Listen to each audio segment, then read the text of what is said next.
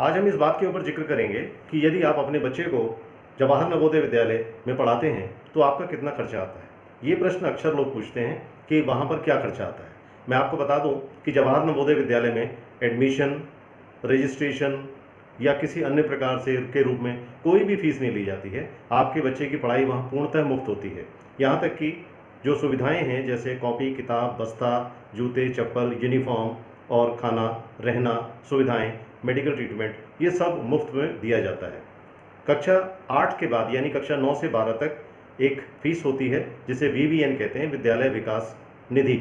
इसके अंतर्गत 600 रुपये महीना उन बच्चों को देना होता है जो एग्जाम्प्टेड नहीं है। अब किन किन बच्चों को नहीं देना होता, इसमें समस्त लड़कियां आ जाती हैं, यानी फीमेल चाइल्ड के लिए इसमें कोई भी VVN नहीं दी जाती। SC ST कैटेगरी, जो दिव्यांग बच्चे होते हैं, उनको कोई फीस नहीं देनी होती।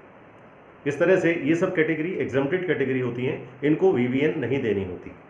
अब बात करते हैं उन लोगों की जिनके माता पिता के कोई या उनमें से कोई एक गवर्नमेंट सर्विस में है। तो गवर्नमेंट सर्विस जिसकी है उसको 1500 रुपये महीना VVN के रूप में देना पड़ता है। यदि आपको गवर्नमेंट 1500 रुपये से कम देती है तो वही फीस आपको वहाँ पर जवाहर नवोदय विद्यालय में देनी पड़ेगी, क्योंकि गवर्नमेंट सर्वेंट्स को गवर्नमेंट की तरफ से चिल्ड्रन एजुकेशन अलाउंस मिलता है। तो यदि आपका चिल्ड्रन एजुकेशन अलाउंस 1500 रुपये या उससे ज़्यादा है तो आपको 1500 रुपये महीना वहाँ देना है। 1500 रुपये प्रति माह से कम है तो वो आपको वहाँ पर जमा करना है, लेकिन किसी भी स्थिति में 600 रुपये से कम नहीं होना चाहिए।